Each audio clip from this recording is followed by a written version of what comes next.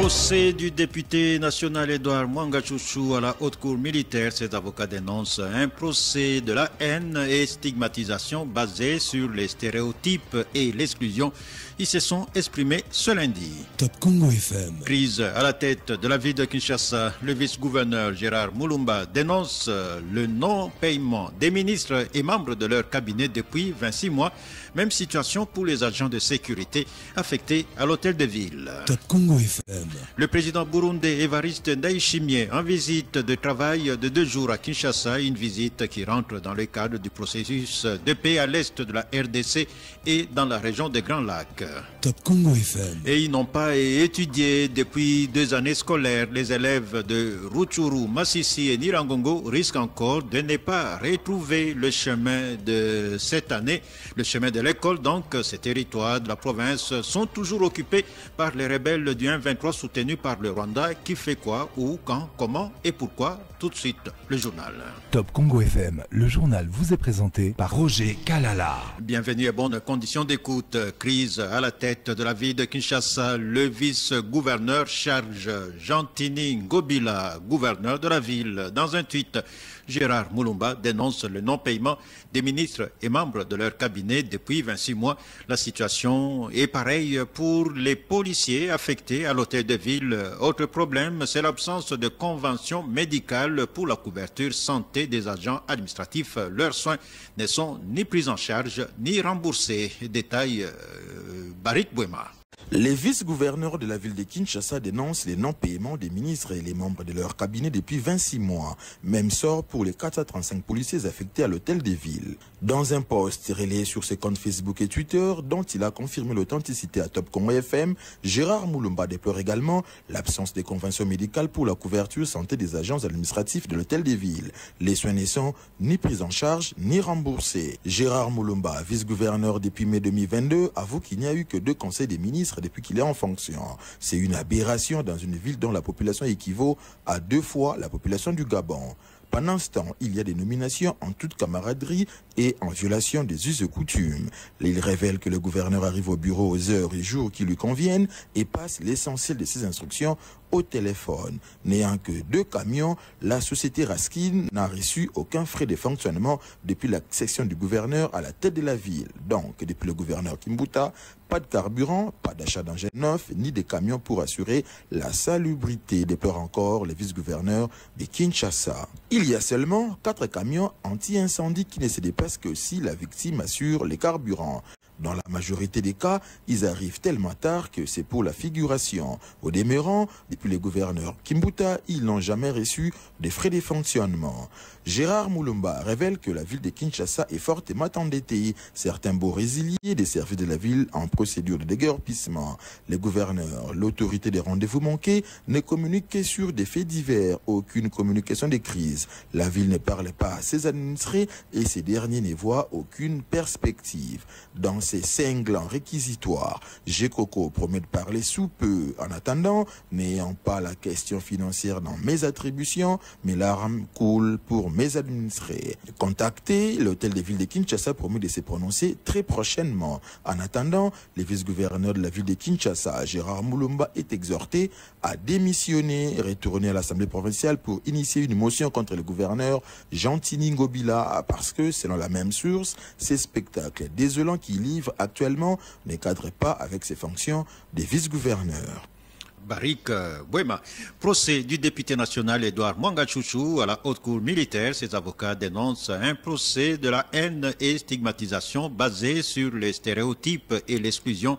Ils se sont exprimés ce lundi. Le prévenu est poursuivi pour trahison, participation à un mouvement insurrectionnel et détention d'armes de guerre. Mais pour l'un de ses avocats, Maître Thomas Ngamakolo, on veut faire du député Mwangachouchou la victime expiatoire de tous les crimes et fautes supposées commis par la communauté ethnique Tutsi. Maître Thomas Ngamakolo. Au terme des audiences, nous sommes arrivés à la conclusion selon laquelle toutes les preuves qu'on a tenté d'apporter contre l'honorable Mwangachouchou s'articulent autour de son appartenance à l'ethnie Tutsi, de loin ou de près. Et cela a fait penser au ministère public qu'il peut même se dispenser d'apporter des preuves irréfutables au-delà de tout doute raisonnable. Voilà pourquoi nous dénonçons un procès de la haine et de la stigmatisation basé sur les stéréotypes et l'exclusion.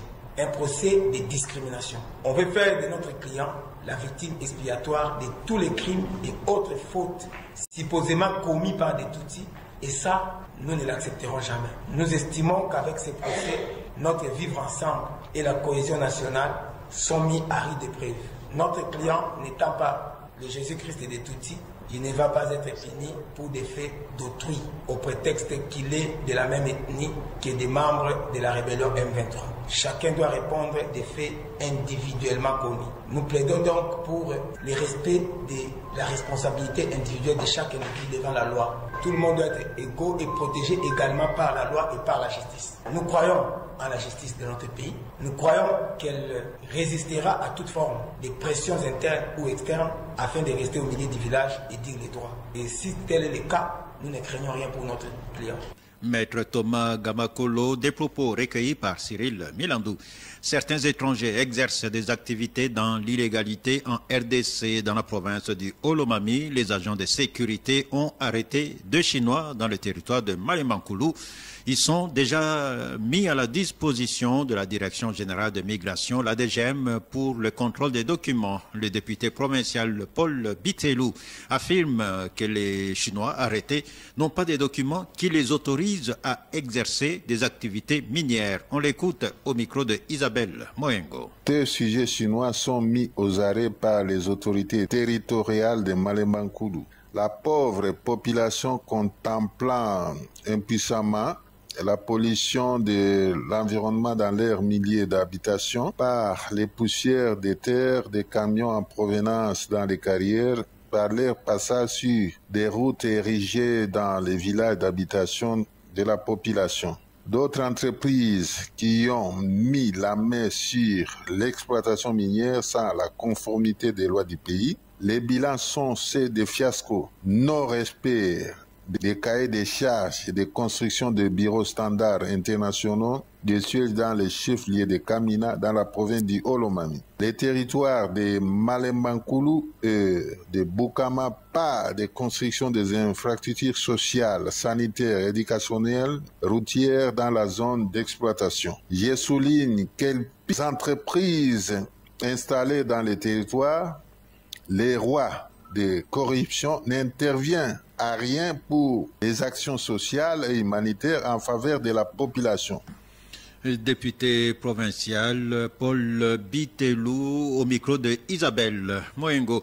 Et dans la province du Bas-Ouélé, il y a des détenus à la prison centrale de Bouta qui n'ont jamais été jugés et certains n'ont jamais été présentés devant la chambre du conseil depuis plus de 6 mois. Situation suivie et observée par la société civile qui a bien constaté qu'il y a des sérieux problèmes avec certains juges qui n'ont pas pu rejoindre leur poste. Détail Godlive Omondo. Au tribunal de grande instance de Bouta, aucune audience ne se tient depuis plus d'1 année. L'absence de tous les 3 juges de cette instance est la cause de cette situation. À la cour d'appel du Bas-Ouélé, le premier président est resté pratiquement seul. Ces 2 conseillers n'ont toujours pas regagné leur poste après avoir pris quelques semaines de congé. Néanmoins, des sources proches des instances judiciaires locales font savoir que ce juge refuserait de regagner Bouta au motif que les conditions de vie ne sont pas réunies pour y vivre avec leur famille. À cet effet, le président provincial de la société civile locale dénonce les conséquences irrélatives. Roger Dangou parle de plus d'1 centaine de détenus à la prison centrale de Bouta qui ne sont pas jugés ni présentés devant la chambre du conseil depuis le départ de ces juges. En vue de remédier à cette situation, Roger Dangou recommande des sanctions disciplinaires à l'endroit de tous les juges déserteurs. Au besoin, les remplacer par d'autres serait une bonne solution. Godlive Omondo, Kisangani, Top Congo FM. La situation sécuritaire semble s'améliorer à Moba, dans la province de Tanganyika. Les habitants du village Kayobwe et ses environs arrivent à présent à leur champ 3 mois après les affrontements qui avaient opposé les miliciens, à un groupe d'autodéfense. D'après l'administrateur du territoire, Victor Canfoy, les miliciens qui semaient l'insécurité ont déposé les flèches. Victor Canfoy, joint au téléphone par Fabien Kambinzi. À Mova, il n'y a pas de guerre, mais il y a par-ci par-là des flexions intercommunautaires. Et à une date quelconque, Kayobo était incendié. C'est par rapport à cet affrontement entre intercommunautaires que Kayobo fut incendié. Alors, les deux protagonistes, ils ont opté pour la réconciliation, pour que la paix revienne totalement. Il y a eu ce qu'il y a eu, et après ça, les gens, ils se sont retrouvés dans le champ, donc ils ont repris le lent d'antan. Ils continuent à faire leur champ comme toujours. La situation sécuritaire s'est améliorée, c'est calme. Ce sont des cas isolés. À une date que j'ignore ici, on a retrouvé une dame qui quittait le bistrot pour prendre un peu de vin. Elle était ivre. Je ne sais pas s'il tomba dans le mets des brigands. On va les retrouver 2 jours après, dépourvus de quelques appareils génitaux. Je pense que le discours du président de la République, qui n'est autre que de demander à tous les belligérants de déposer les armes, je crois que ce discours-là est encore en vogue. De même, nous, les sous-entités, nous sommes en train de sensibiliser tout le monde pour que cette paix puisse revenir totalement. L'administrateur du territoire Victor Canfoy au téléphone de Fabien Kambinzi. Ils n'ont pas étudié depuis 2 années scolaires. Les élèves de Rutshuru, Massissi et Nirangongo risquent encore de ne pas retrouver le chemin de l'école cette année. Ces territoires de la province du Nord Kivu sont toujours occupés par les rebelles du M23 soutenus par le Rwanda. Pour le député national honoraire Justin Sebabi Bahati, la diplomatie doit être accompagnée d'une action de force pour récupérer tous ces territoires. Il dénonce ce qu'il qualifie de laxisme des autorités militaires. Justin Sebabi Bahati au micro de Barik Bouema. La population de Rutshuru, Massissi et Nyiragongo se demande à quand la libération des territoires occupés, sachant que 2 ans déjà, les enfants n'étudient plus et leur avenir se voit sacrifié et irrécupérable. Il est plus qu'urgent de mener des actions militaires car la diplomatie a fait son travail et elle doit être secondée par la démonstration des forces de l'armée. Aujourd'hui, aucune explication ne peut justifier le laxisme des autorités militaires et politiques devant des évidences de violations des droits humains et accords par le M23, soutenu par le Rwanda et la force de l'EAC, devenue leur couveuse. Nous attendons donc dans l'urgence des actions dissuasives que de se lancer dans un processus électoral non inclusif qui risque de se solder par les sabotages et contestations, germes éventuels de la dégradation sécuritaire. Nous devons comprendre en tant que patriotes que sans Rutshuru, Massissi et Nyiragongo, toute démarche électorale reste hypothétique.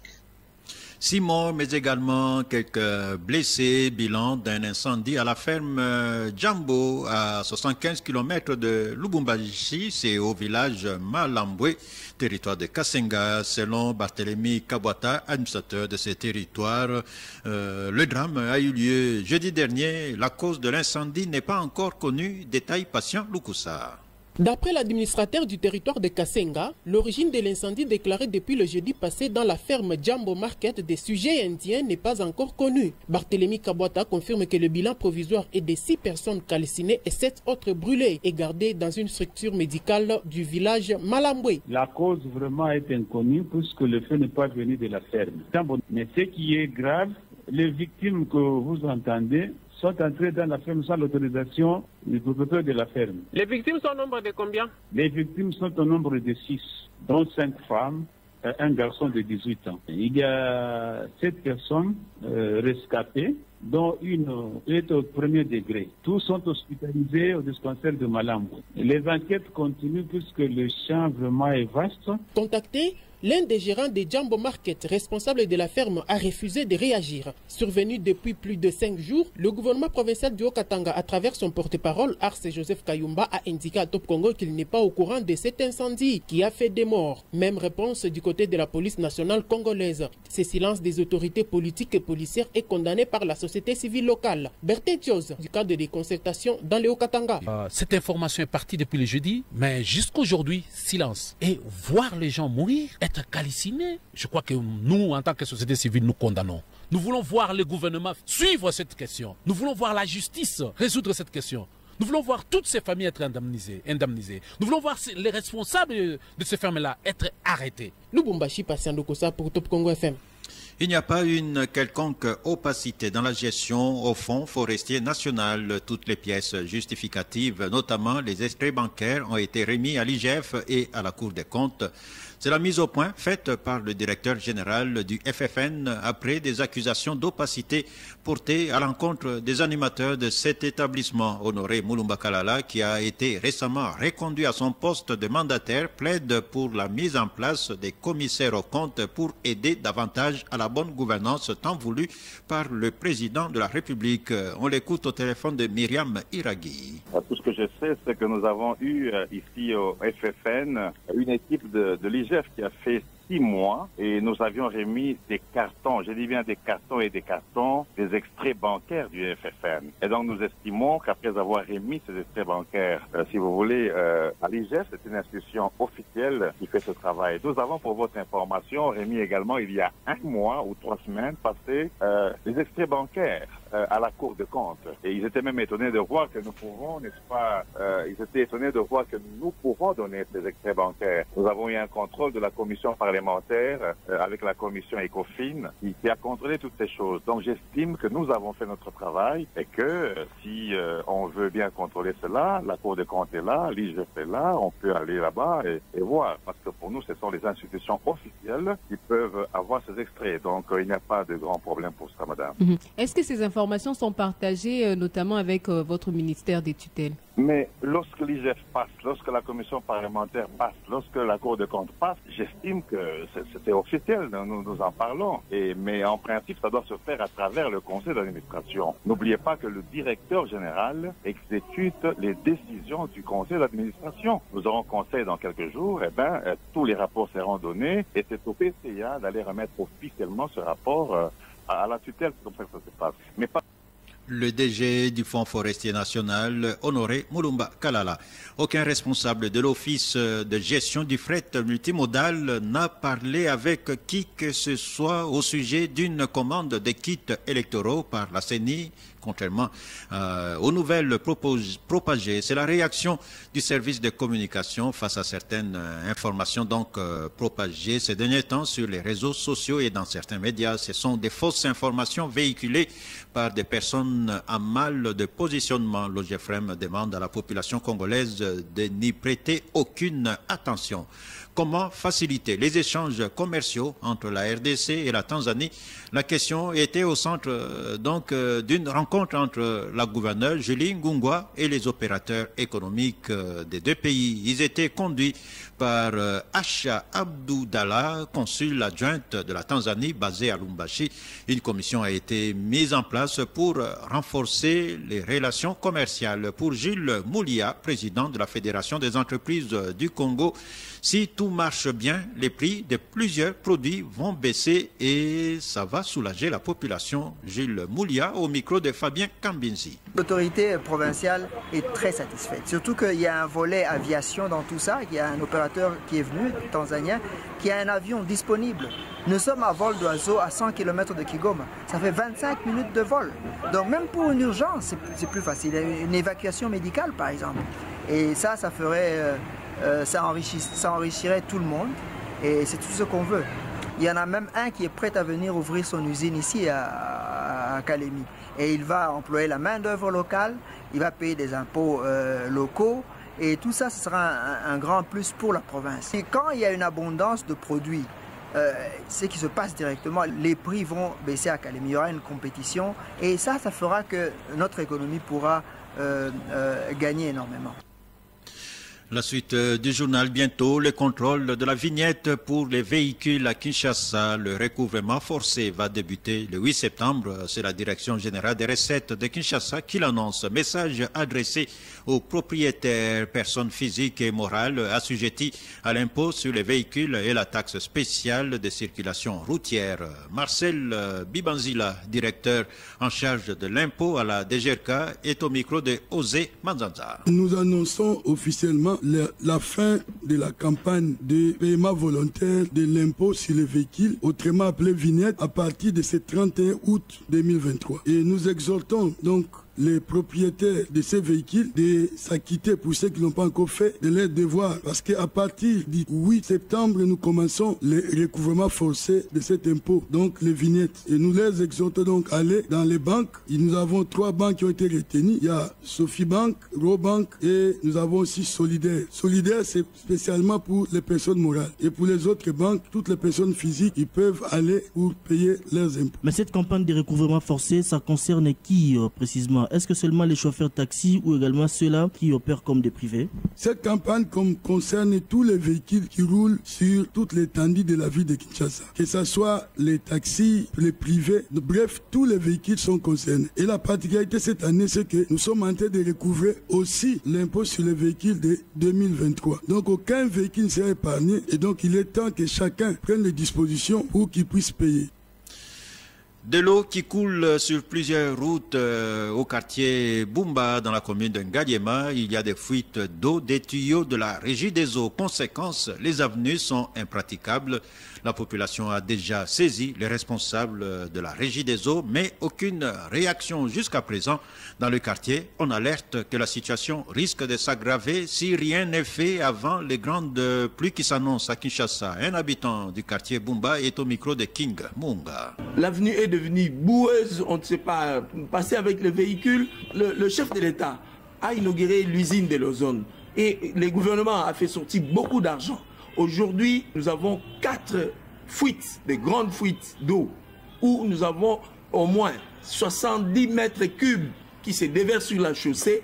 Nous avons associé le chef de localité. Nous sommes allés voir le responsable technique au niveau de la régie des eaux à Lupin, qui nous a dit, après plusieurs rendez-vous manqués, et il dit non, on n'a pas mis le moyen à ma disposition. Entre-temps, l'avenue est devenue impraticable.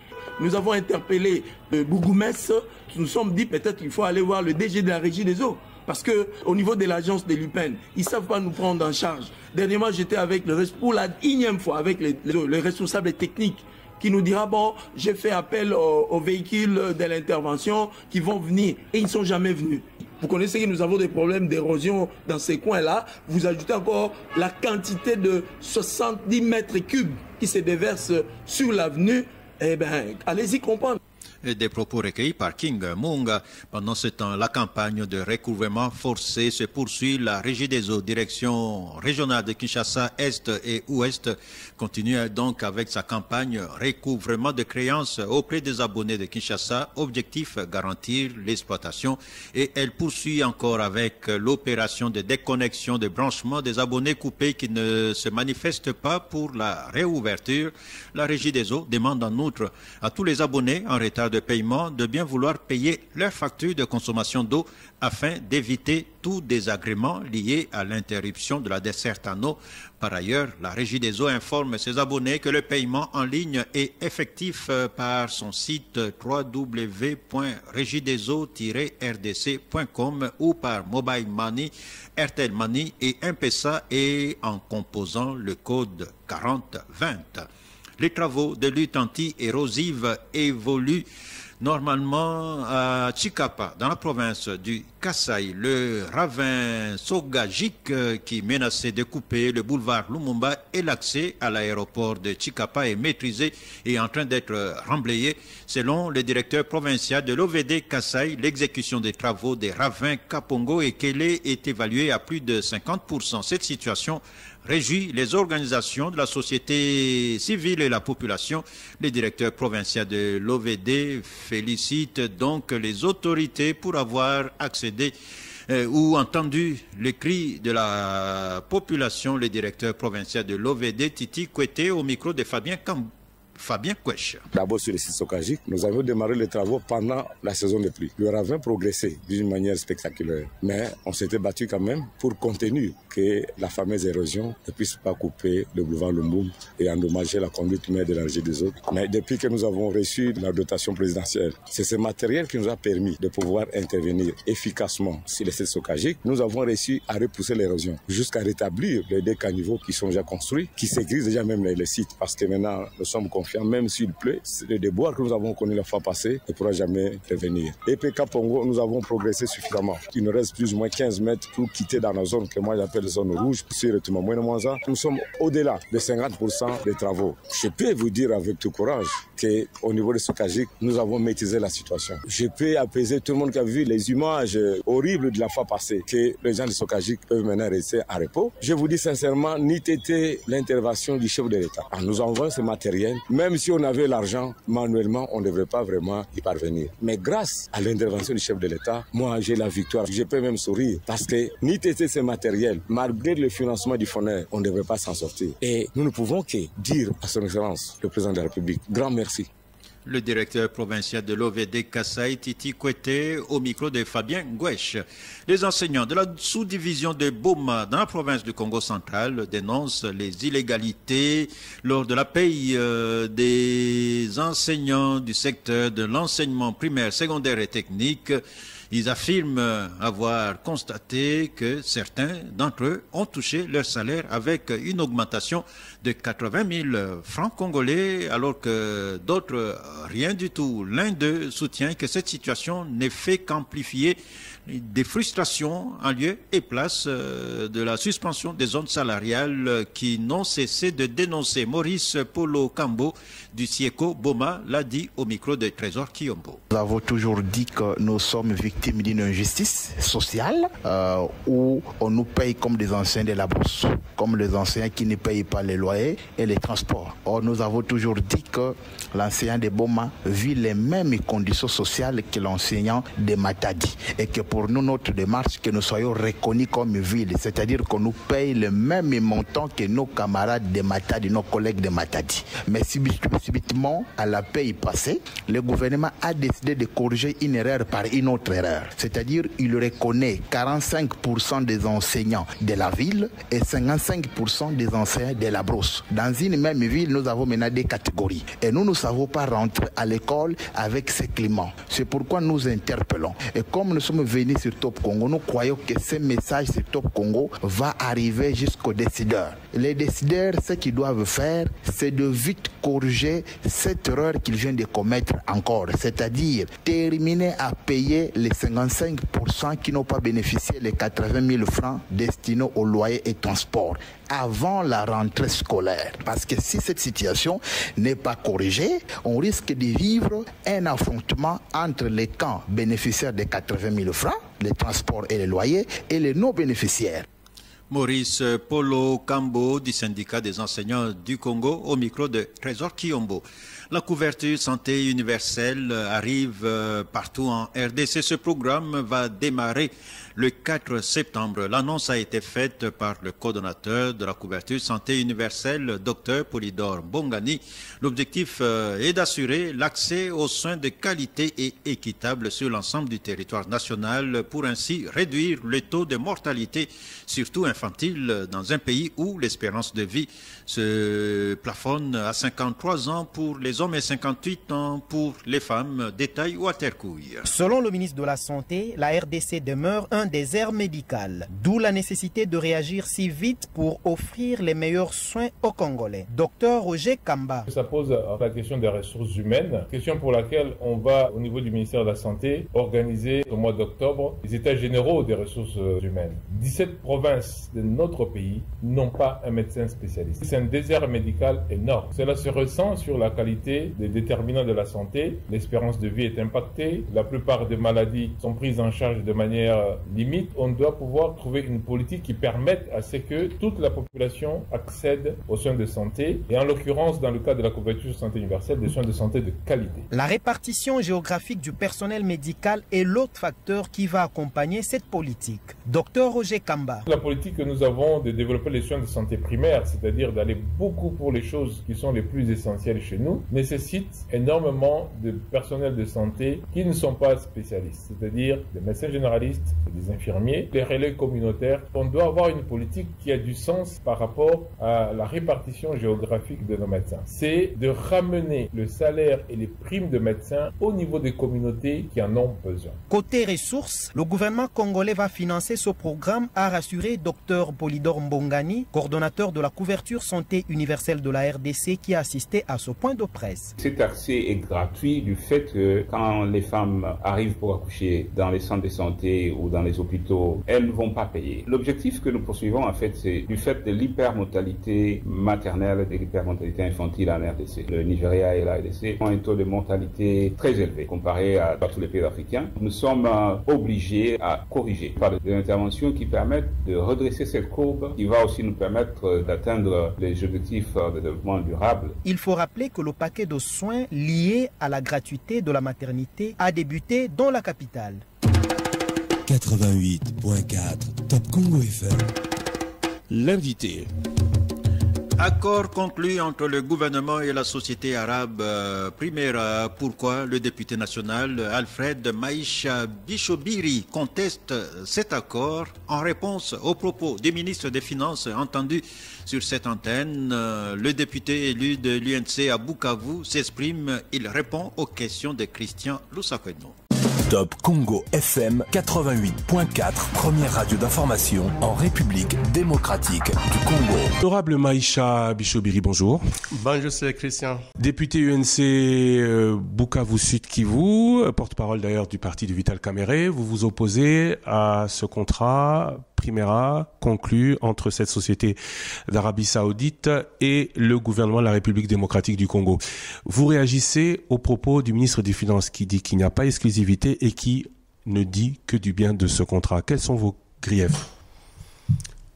Oui, j'ai été heureux, je crois, avec l'ensemble de la population congolaise, d'apprendre de la bouche de notre ministre des Finances qu'il n'y a pas d'exclusivité dans le contrat ou accord Primera. Ça signifie, M. Christian, que toutes les clauses qui concernent l'exclusivité contenue dans cet accord sont dolosives parce que non reconnues par celui qui a signé contre la République démocratique du Congo. Et donc, nous avons raison de demander qu'on les élague de l'accord. Parce que tenez, M. Christian, à la page 30, à la clause numéro 5, 1, 2, 3, 4, il est en effet question d'exclusivité. La République démocratique du Congo s'engage à promulguer un arrêté ou un décret immédiatement après la date de signature qui sera finalement remplacé par une loi appropriée à promulguer concernant l'exonération fiscale et la mise en place d'un guichet unique relatif à l'exploitation exclusive par Primera Gold de l'or artisanal avec un taux d'imposition exclusif, entre parenthèses, non accordé à une autre entité de 0,25% en faveur de Primera Gold pendant une période de 25 ans renouvelable. La clause suivante concerne également l'exploitation exclusive de 3T et du coltan avec un taux d'imposition exclusif non accordé à une autre entité de 3,5% en faveur de Primera Metals pour une période de 25 ans renouvelable. Je lis l'accord. Comme cette clause n'est pas reconnue par notre ministre des Finances, nous demandons qu'elle soit élaguée de l'accord. Ensuite, le ministre a dit qu'il n'y a pas de clause contre la République. Et nous trouvons à la page 44,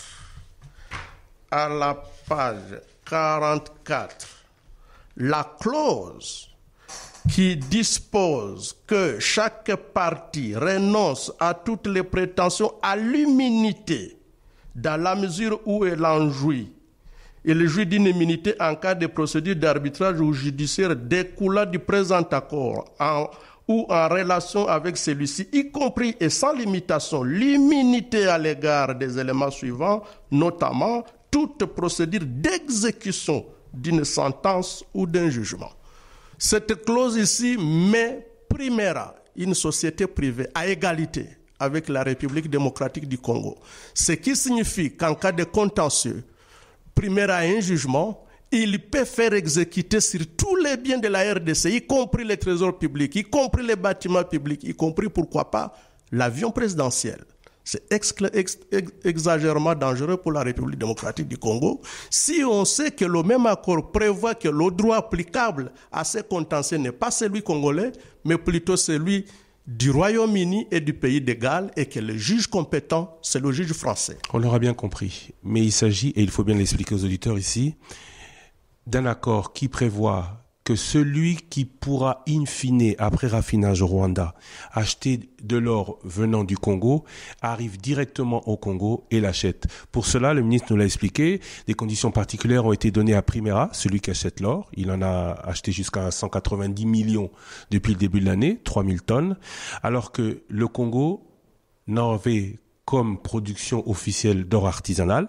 Entendez, il n'y a pas une société qui produit cet or, mais ce sont des Congolais qui amènent à la vente cet or aux différents producteurs, et particulièrement au Rwanda. Il n'y a pas de production, il y a juste achat de cet or. Est-ce que aujourd'hui, vous qui soulevez l'exploitation exclusive de l'or artisanal acheté par Primera, or étroité, est-ce qu'aujourd'hui il y a danger quand on stipule que cette exploitation exclusive est uniquement de l'or que Primera aura acheté, l'or qu'il n'aura pas acheté n'étant pas dans cette clause? Non, Monsieur Christian, ici c'est l'exclusivité accordée à Primera à pouvoir être la seule société et ou entité habilitée à acheter de l'or en République démocratique du Congo. Y en avait-il avant? Mais il y en a, bien sûr, mais maintenant... Oui, mais attendez, le problème est, avant, l'année dernière, c'était 26 kilos d'or vendus. 26. Est-ce qu'on peut parler d'entité pour 26 kilos d'or vendus à 600 kilos, à $600 le kilo? On parle de 15 000 $ d'or vendu en 2022. Depuis le début de l'année 2023, soit 7 mois, c'est 3000 kilos d'or, multiplié par 150. Est-ce qu'aujourd'hui, on n'a pas mieux à faire d'avoir quelqu'un qui canalise la production d'or du Congo plutôt que une production non canalisée qui va financer autre chose dans un pays que nous avons défini comme notre agresseur? Je ne suis pas dans les statistiques. Parce que si nous y revenons, nous aurons mieux que ce qu'il a dit. Il a parlé d'à peu près 3000 tonnes. Non, 3000 kilos d'or. Oui.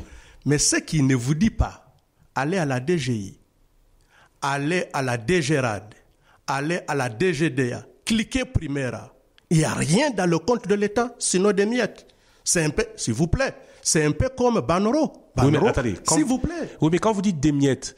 Sinon des miettes. Oui. Parce que là où le Congolais paye 10% de la valeur marchande à l'exploitation, Primera paye 0,25% pour l'or, s'il vous plaît. Attendez, pour les 3T. Ce qu'il faut comprendre, et c'est là où je dis qu'il faut tout dire aux auditeurs. Ouais. Quand on parle aujourd'hui de la taxation imposée à Primera, de l'ordre de 0,25, pourquoi les Congolais allaient vendre au Rwanda? Parce que la taxation au Rwanda est inférieure à 1%. Entendez, sur 26 kilos d'or, à 1%, ça veut dire il y a 0,26 $ par kilo perçu par l'État. Ce qui correspond pour 26 kilos d'or à moins de 10 000 $. Aujourd'hui, parler de ces 3 000 kilos d'or, ce n'est pas beaucoup d'argent, c'est équivalent 75 fois 640, entendez, maximum 50 000 $. Aujourd'hui en termes de taxes. Mais c'est beaucoup plus que les moins de 1 000 $ d'hier. Alors, en quoi cela gêne-t-il le député que vous êtes, élu du Sud Kivu, parti, certes pas sous état de siège, mais depuis 25 ans, perturbé par ces exploitations de matières précieuses, que le gouvernement décide d'appliquer une stratégie ciblée pour rompre cette exploitation illicite qui alimente la guerre? Non, c'est Christian, nous devons éviter de tout justifier par le Rwanda. Sinon, même demain, quelqu'un n'aura pas payé les minervois de son enfant, il dit ça allait profiter au Rwandais. Non.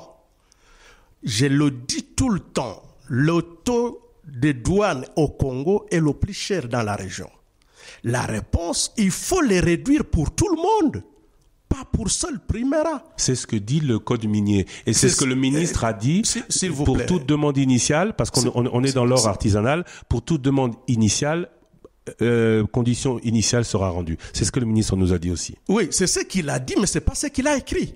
Ce qu'il a écrit, c'est que ce privilège revient au seul primaire. Et s'il vous plaît, Christian. On le prendra à son mot. Ne vous en faites pas, on suivra aussi. La République démocratique du Congo s'est battue pour révisiter le code minier. C'était pour supprimer le régime conventionnel. En ceci que aucun opérateur minier ne peut venir négocier des privilèges et avantages non prévus par le code minier auprès d'un ministre et il ne peut être assujetti qu'aux seules obligations prévues par le code minier. L'accord primaire ici ressuscite le régime conventionnel et c'est extrêmement dangereux. Ma question est, dans le cadre de cet accord, Primera est-il oui ou non un opérateur minier? Je m'explique. Primera vient acheter ce que les Congolais ont produit. Primera récolte. Y a-t-il un mal à ce que le gouvernement congolais veuille canaliser et contrôler la production artisanale? Oui, il y a pas mal. Et contrôler, canaliser la production artisanale ne peut pas être fait que par Primera. Le code minier ne le dit pas. Toute société qui est enregistrée, régulièrement enregistrée en République démocratique du Congo, elle peut le faire, elle le fait bien. On parle même de la fraude. Parfois aussi, on dit ce qui n'est pas conforme. Est-ce que vous pouvez frauder le coltan? Apparemment oui. Mais comment? Mais puisque le premier s'il vous plaît. Puisqu'aujourd'hui le premier producteur mondial c'est le Rwanda qui en a moins que nous. S'il vous plaît, il ne faut pas trop exagérer des choses, Christian, s'il vous plaît. C'est défis et défis qu'on fait pour le coltan, la cassitérite. Peut-être pour l'or, ça peut passer dans un petit sac.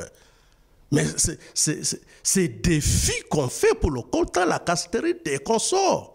Alors, comment voulez-vous dire que notre gouvernement n'est pas capable d'assurer la sécurité pour canaliser les tout vers les trésors publics et que ce soit les Congolais que nous sommes qui devons payer le prix en étant dépouillés du coltan, de la cassitérite, du wolframite, de l'or pendant 25 ans, Thierry. Bien compris. C'est extrêmement dangereux cet accord. Bien compris, honorable Maïcha. Mais aujourd'hui, certains disent que ceux qui s'élèvent contre cette loi qui n'est pas la panacée, qui n'est pas ce qu'on aurait attendu, mais qui peut, dans une certaine mesure, mettre un terme à cette exploitation illégale, font le jeu du Rwanda. À eux, vous leur répondez quoi?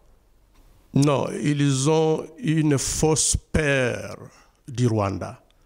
Nous, du Kivu, nous connaissons les Rwandais et nous n'avons pas peur d'eux. Nous nous battons contre eux depuis des siècles. Ils ne nous ont jamais gagnés. On ne peut pas ne pas arranger même sa parcelle et dire que parce que ça allait profiter aux Rwandais. Non, c'est eux plutôt ceux qui disent ce genre de discours. C'est eux qui rendent le Rwanda grand pour rien. Pour nous, le Rwanda ne nous fait pas peur. Nous pouvons construire notre pays sans tenir compte de ce qui se passe chez Kagame. Il est venu hier, il partira demain. Honorable Alfred Maïcha Bichobiri, je rappelle que vous êtes député de Bukavu, élu de Bukavu, Sud Kivu de l'UNC, Union pour la Nation Congolaise de Vital Kamerhe. Je vous remercie. C'est moi qui vous remercie, M. Christian. Député national Alfred Maïcha Bichobiri qui répondait aux questions de Christian Lusakweno. Top Congo FM 88.4, première radio d'information en République démocratique du Congo. Et c'est la fin de ce journal qui porte les signatures de Barik Bouema, Cécile Ngomba, Isabelle Moengo, Trésor Kiombo, Osé Manzanza. Journal mis en onde par Jacques Zinga et réalisé sous la coordination de Mami Tchela. Vous nous avez suivis en direct sur YouTube grâce à Patrick Mungongo, Danis Ayobi et Didi Binsika. Vivez en paix, toujours à l'écoute de Top Congo FM. 5 éditions, 18 bulletins d'information. Top Congo FM 88.4, première radio d'information en République démocratique du Congo. Une rédaction en contact permanent avec ses auditeurs. 080 812 812. Information avec Top Congo FM 24h sur 24, 7 jours sur 7. Ce journal vous a été proposé par Equity BCDC. Top Congo FM 88.4, la fréquence utile. Comment la 5